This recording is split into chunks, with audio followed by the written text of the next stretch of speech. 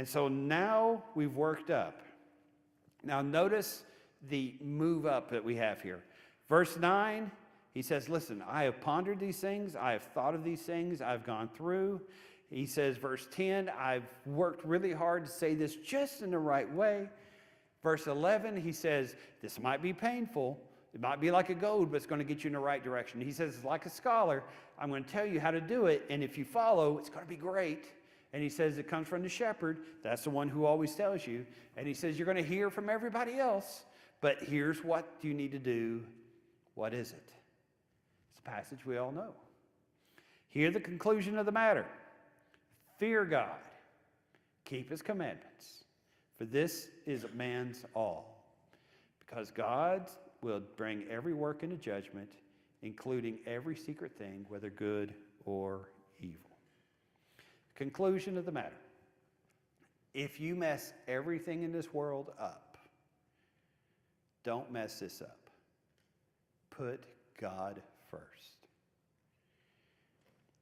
If you don't get anything else right, put God first. Solomon says, I've had all the wives you can imagine. Solomon says, I've had all the wine, all the food. I've built everything. I've become more famous than anybody else. I've read more than anybody else. He says, what really matters is following God. Now, let's look at some of these words. Fear God. That doesn't fit our religion idea nowadays. Nowadays, Jesus is our buddy. We just hang out. At least that's the way the movies show. What's it mean to fear God? What you got, Mike? It's not fear the way we look at fear today. I'll give you an example. Yeah. In 2004, I'm coming from Murray, bent on that 4-lane, 641, and I'm going back then. The speed limit was 55. I was in a hurry. I'm going like 70 in the passing lane, and it's at night. And all of a sudden, I look in the rearview mirror, and what do you think I see? Blue lights. My first emotion was fear, but it was not because I was afraid I was going to get beat up or something, but it was because I had been caught disobeying the law, and now I was going to have to incur the consequences. And sometimes I think that's kind of the fear we ought to have of God. Not that God is going to beat us up, Okay. but it's a deep respect, and also I think inferred in that is the command to obey. Okay. He talks about fear, and for everybody who wasn't able to hear, he says that fear is the knowledge of consequences. He talked about being in Murray one time. He gave us a big confession there. May have been going over the speed limit. But he saw some blue lights behind him. He got pulled over. And at that moment, he was filled with fear. Not that he was afraid of what the policeman might do to him. He was afraid of the consequences that he was about to have to pay because of that. And so inferred in that is the idea of obedience and things such as that. The way I've heard it defined many times is a strong respect. I am scared of electricity. That doesn't mean I'm scared to be in this room. But I know that if I'm installing a light switch or if I'm installing something here, there, wherever else it may be, I want to be sure to turn off that breaker. Because the times when I haven't done it, I have faced those consequences, gotten myself lit up, and when that happens, you don't forget it very quickly, and you say, okay, I'm going to remember from now on, flip that breaker, if I'm doing that electrical work, whatever it may do. I have that respect which is there, okay? With firearms. With a firearm, if you owned a firearm, if I ever owned a firearm, what I would do is I would, you're always very careful. You always treat a gun like it's loaded, right? Never point it towards anyone.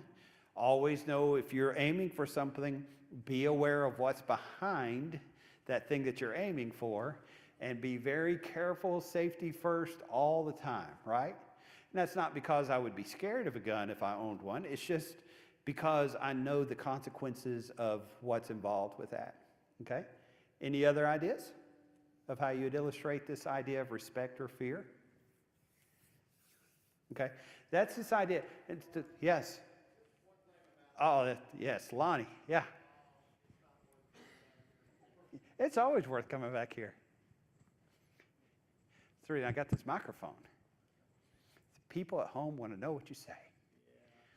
Well, I was just gonna say, those people in that time knew a lot more about the respect and fear for a king than we do today, because if they came into the presence of the king of that kingdom, they came in with great respect and great, there was an awesome situation, and they bowed, and they full respect and honor for that king. Absolutely, yeah. And culturally, we're taken away from that. Reverence. Yeah, the reverence you would have.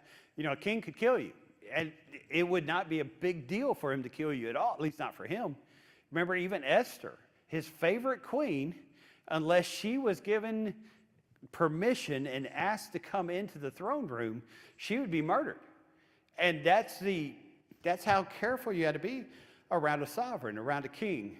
And so Solomon, from that aspect, this idea of fear and respect, that is a lot stronger than what we have nowadays with our freedom of speech we have in our country and those sort of things. So yeah, that's a good thing to bring up, good thing to point out.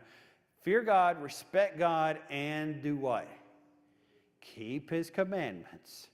For this is, our older translations say, the whole duty of man. Okay? What we have here on the sheet says, for this is man's all. In other words, the whole thing that matters about you, the most important decision you'll ever make is your decision to respect God and follow him. Keep his commandments. You ever go to old cemeteries? I like Civil War stuff, and so I've been to a lot of battlefields here and there, all around. A lot of times I like walking through those old cemeteries. I remember walking through some old cemeteries and looking at some of the gravestones, and you can kind of imagine some stories, that might be there. You'll notice in some cemeteries that are older, there'll be 30 or 40 people who had the same date of death within a month. And what that is a yellow fever outbreak or something that happened, a flu outbreak. If you're like 1914, 1915, 1917, a flu outbreak that just wiped out families. Sometimes you'll see a mother's grave, and next to it you'll see where she had several miscarriages or several children who died at a very young age. And as you go out there, you see, but nowadays, especially after 10, 20 years, you're just thinking of stories about these people, because all you see is the name, all you see is the date, and the personalities that these people had, the neat things that these people saw. Those things are past, but what really matters is the relationship they had with God. And so as we close Ecclesiastes, notice that's where we're at. That is the destination where we want to be. All right, thank you so much for being here. See you tonight, Lord willing, 6 o'clock.